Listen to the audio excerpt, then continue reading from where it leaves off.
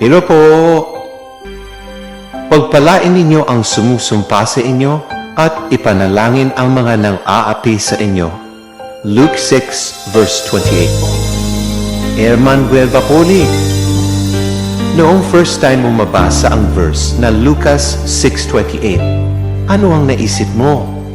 For a moment, did you ever think na baka typo error lang?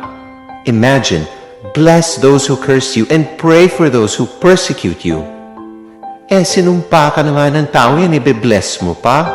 May malaking kasalanan na nga sa iyo, ipagpe-pray mo pang maging maayos ang kalagayan niya. Siguro kung kaharap mo si Lord, natanong mo na siya ng, seryoso ba to, Lord, talaga po ba?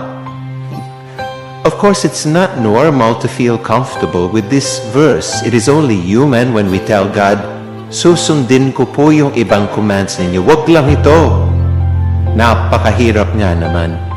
Lalo na kung paiiralin natin ay ang pride, hurt, unforgiveness, and the desire to get even. Masakit lalo na if the person who wronged you is someone close and special to you. Pero bakit nga kaya sinhamid ni God to bless those who curse us? Hindi ba pwedeng mag-focus na lang tayo sa pagbe-bless sa mga taong gusto natin at ipag-pray na lang ang mga taong mabait sa atin?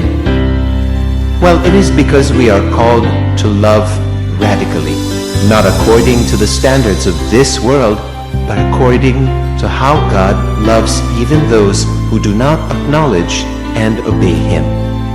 At kung magdedepende tayo sa ating kakayahang magmahal, napakahirap talaga. That's why, just like with all other commands of God, we need to seek His grace to enable us to obey. As it is written in Proverbs 3:5, we should lean not on our own understanding. So, ingat po palagi. God bless po.